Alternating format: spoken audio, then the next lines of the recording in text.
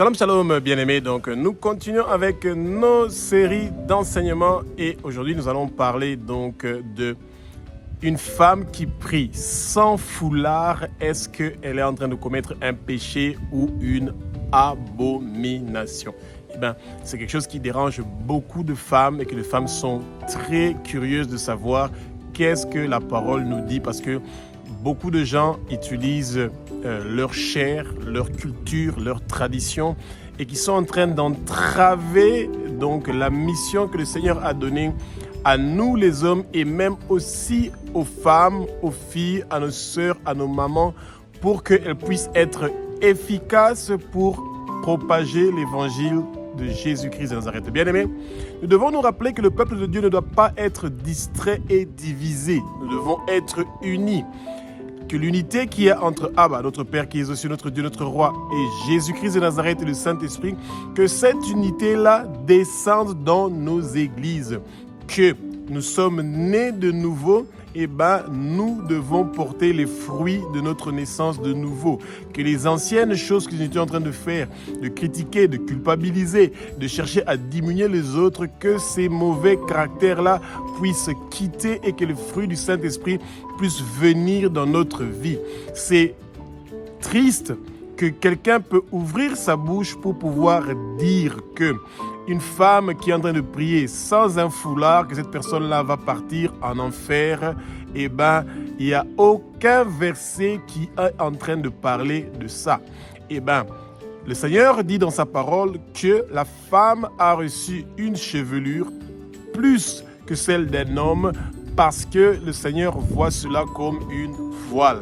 Ça veut dire qu'une femme qui porte des cheveux, elle est couverte. Que le Saint-Esprit prend le contrôle de ma bouche pour que ce que je veux dire, que ce soit des paroles qui ne viennent pas de moi, que ce soit des paroles qui sont inspirées par le Saint-Esprit, que les écailles tombent, que nos yeux s'ouvrent, nous allons connaître la vérité et la vérité va nous affranchir et que le vent impétueux du Saint-Esprit commence à remplir le lieu où vous êtes pour que nous puissions être tous édifiés. Bien-aimés, nous devons être dans la plénitude du Saint-Esprit. Les temps sont très courts et c'est pour ça que nous devons donner le maximum de temps à notre Seigneur pour pouvoir aller en mission, gagner les âmes pour les amener dans le royaume de Jésus-Christ de Nazareth. Bien-aimés, la moisson est grande, il n'y a pas assez d'ouvriers.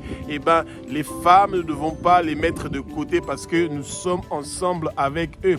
Quand Jésus dit que il va revenir pour prendre son église, corps du Christ, son épouse, une épouse, parce que lui, il est l'époux. Ça veut dire que et les hommes et les femmes, nous sommes considérés comme étant les épouses du Christ, parce qu'il vient pour les noces avec nous. Cela ne veut pas dire que les hommes doivent coucher avec les hommes et que les femmes peuvent coucher avec les femmes du tout. C'est la seule chose que le Seigneur veut nous rappeler est que la moisson est grande et que nous avons besoin et des hommes et des femmes pour pouvoir faire le travail du Seigneur. Alors, les gens qui utilisent le verset 1 Corinthiens chapitre 5 au verset 11, que donc une femme qui ne porte pas de voile et qui est en train de prier ou de prophétiser est en train de déshonorer son chef. Oui, c'est ça qui est écrit dans la Bible. Mais les gens ils utilisent un autre contexte pour pouvoir interpréter ces choses-là jusqu'à aller au point de dire qu'une femme qui ne prie pas voilée ou qu'une femme est en train de prophétiser qu'elle ne soit pas voilée, donc elle ne porte pas de foulard, elle est en train de commettre une abomination et qu'elle va partir en enfer. Bien aimé, c'est grave que le peuple de Dieu est en train de dire des choses comme celle-là. Pour bien comprendre ce contexte-là, le peuple de Dieu doit lire 1 Corinthiens, tout le chapitre 11. En fait, tout le 1 Corinthiens est quelque chose qui doit être lu pour bien comprendre ce contexte-là. Ce que le peuple de Dieu doit comprendre est qu'à l'époque, à l'église de Corinthe, il y avait beaucoup de choses qui se passaient. Il y avait des adultères, des fornicateurs, des homosexuels, des lesbiennes, des gens qui étaient de mauvaise vie. Et quand ils ont reçu le Seigneur, eh ben, ils ont composé les églises de Corinthe et il y avait des grandes divisions, il y avait du bazar, il y avait du désordre dans cette église-là, dans les églises de Corinthe. Et Paul voulait retourner de l'ordre. Et quand on lui écrivait des lettres, il devait répondre à ces lettres-là. Et c'est ces lettres-là que nous sommes en train donc de lire, ce qu'on appelle les épîtres de Paul. Et bien aimé, à l'époque, quand on était une prostituée, donc ça veut dire que l'église de Corinthe était constituée des ex-prostituées, des ex-homosexuels, des ex-lesbiennes, ex-voleurs, ex-tout, et ben, ils voulaient absolument qu'ils laissent leurs habitudes qu'ils avaient avant et de pouvoir adopter des nouvelles habitudes qui sont en train d'honorer les seigneurs et qui sont en train de présenter les fruits du Saint-Esprit. Et quand on était prostituée à l'époque, une femme libre, une femme qui avait le droit de faire comme elle voulait avec son corps, ce qu'ils étaient en train de faire à l'époque à Corinthe, eh ben, les femmes rasaient leurs cheveux et c'était leur identité, celui de montrer que elles sont libres, elles sont indépendantes et qu'elles n'ont pas quelqu'un qui a une autorité sur eux. Donc les hommes pouvaient venir les courtiser ou pouvaient venir vers eux. C'était un signal que cette femme-là, vous pouvez l'aborder parce qu'elle n'est pas occupée par un mari ou elle n'est pas occupée par un homme. Et c'est comme dire, par exemple, maintenant, on voit aussi des sœurs qui coupent leurs cheveux et qui sont rasées, par exemple. On ne peut pas directement tomber sur la conclusion qu'elle va partir en enfer. C'est une abomination ce qu'elle est en train de faire parce qu'elle a rasé ses cheveux. Eh bien, non du tout.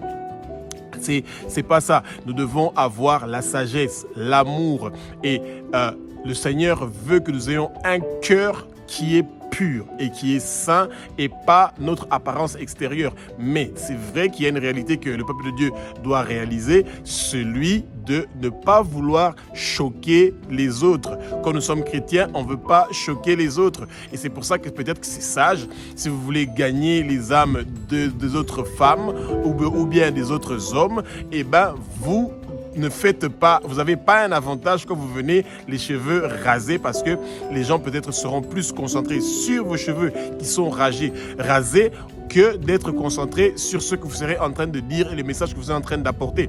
Eh bien, il faut toujours utiliser la sagesse dans toutes choses que nous sommes en train de faire. Surtout quand nous venons dire des choses au nom de Dieu, eh bien, les gens malheureusement, regarde aussi notre apparence et c'est pour ça que notre apparence doit être une apparence pieuse, une apparence qui respecte les normes et les valeurs de la société dans laquelle nous sommes en train de vivre.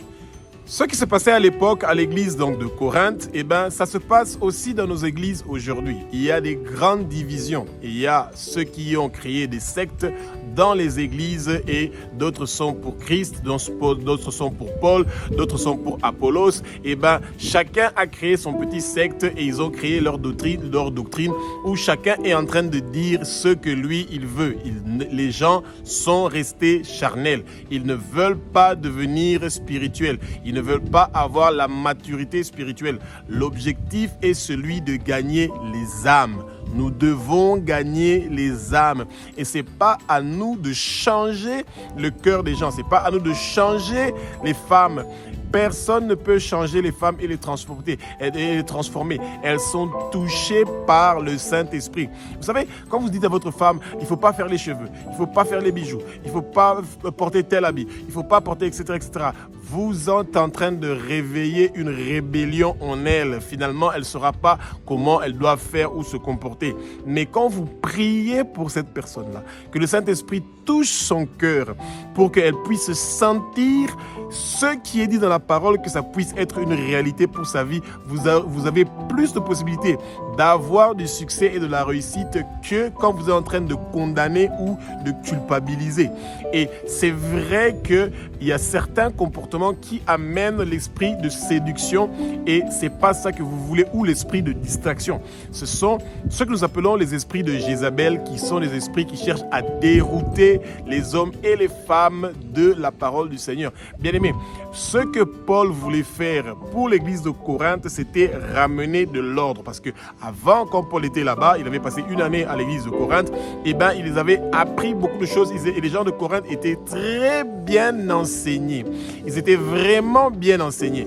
Et malgré qu'ils étaient bien enseignés, ils étaient quand même restés charnels. Donc, ils étaient restés d'une manière ou d'une autre, condamnés dans les mêmes péchés qu'ils étaient en train de commettre avant. Et c'est ça que le peuple de Dieu doit faire très attention, de quand nous sommes convertis, de ne pas continuer à faire les mêmes péchés que nous étions en train de faire quand nous n'étions pas convertis. Eh bien, bien-aimés, le Seigneur ne fait pas de favoritisme. Dieu n'est pas un Dieu qui favorise les hommes, les femmes et qui amène des contraintes pour les hommes ou les femmes du tout. Dieu est un Dieu qui est juste. Il considère l'homme et la femme de la même façon. Mais, il y a un mais, quand une femme accepte de se marier avec un homme, eh bien cette femme-là est sous l'autorité de son mari. Elle est soumise à son mari.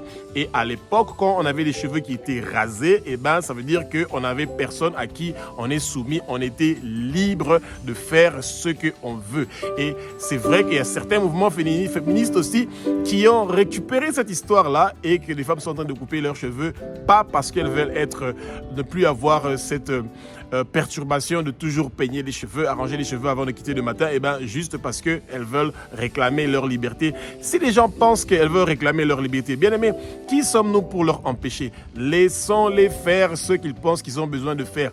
Leur temps va arriver. Être soumis au Seigneur, être soumis à son mari, c'est une révélation. Vous le recevez par le Saint-Esprit. C'est le sang de Jésus qui nous nettoie, qui nous lave, et le Saint-Esprit est en train de nettoyer notre caractère et nous donne ses fruits.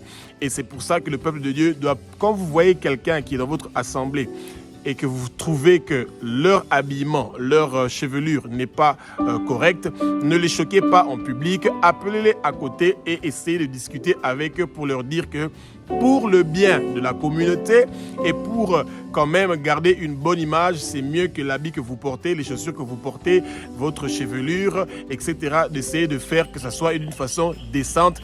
Et je vous assure que vous allez avoir plus de résultats que de critiquer et de culpabiliser cette personne-là et de les attaquer en public. Parce que ça peut même les choquer et les faire fuir au lieu qu'ils se sentent reprochés de pouvoir fournir un effort pour pouvoir être habillés ou représentatifs d'une façon décente. Le peuple de Dieu doit se rappeler que le Saint-Esprit n'a pas fait de différence entre les hommes et les femmes en leur donnant des dons.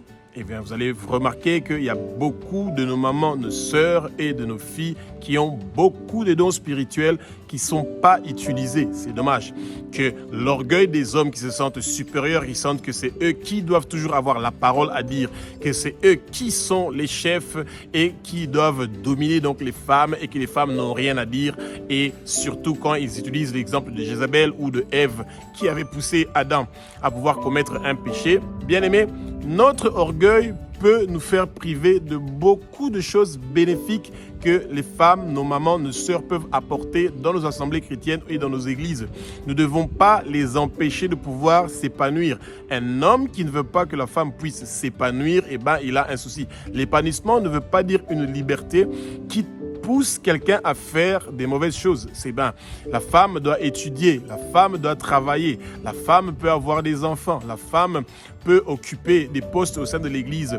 Et c'est important que la contribution de la femme avec les dons spirituels qu'elle a puisse s'épanouir au sein des assemblées où ils sont.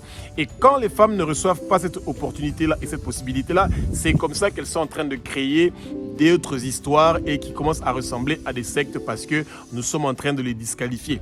Et c'est notamment avec cette histoire de quelqu'un qui porte donc une femme qui ne porte pas de foulard, et parce qu'elle ne porte pas de foulard, on dit qu'elle est en train de commettre une abomination et qu'on est en train de l'écarter ou de la sanctionner d'une façon peut-être pas directe, mais de la mépriser parce qu'elle n'est pas en train de porter un foulard. Ce sont des habitudes que le peuple de Dieu doit se différencier avec les non-croyants. Quand vous partez dans un pays qui est musulman et que vous ne portez pas de foulard, vous n'avez pas de considération et ça, vous ne devez pas chercher à amener ça dans des pays où il y a l'émancipation de la femme, où il y a la femme qui a une certaine liberté. Le foulard est un symbole de pudeur. C'est un symbole qui montre que vous voulez être, montrer que vous voulez avoir le respect envers les gens qui sont dans les assemblées. Donc, vous voulez ne pas avoir un comportement qui peut, par exemple, ne pas être un exemple pour nos jeunes. Et c'est notamment les histoires qui ont à voir avec les perruques, la chevelure, les mèches, etc., etc. Et bien, quand nos jeunes filles sont en train de voir ces exemples-là par nos mamans, et bien, elles pensent que c'est ça l'exemple qui est bien pour eux. Et c'est pour ça que des fois, il y a des églises qui sont en train donc de taper le clou sur ces enseignements-là, de demander aux mamans de porter les foulards. Mais cela n'a rien à voir avec porter un foulard pendant l'heure de la prière ou quand on est en train de prophétiser. C'est plus quand nous sommes en train de nous réunir dans une assemblée, dans des églises de maison ou à l'église, que nous voulons avoir donc une apparence qui est décente. Tout c'est question de l'ordre, c'est pour amener de l'ordre et pas qu'il y ait un désordre.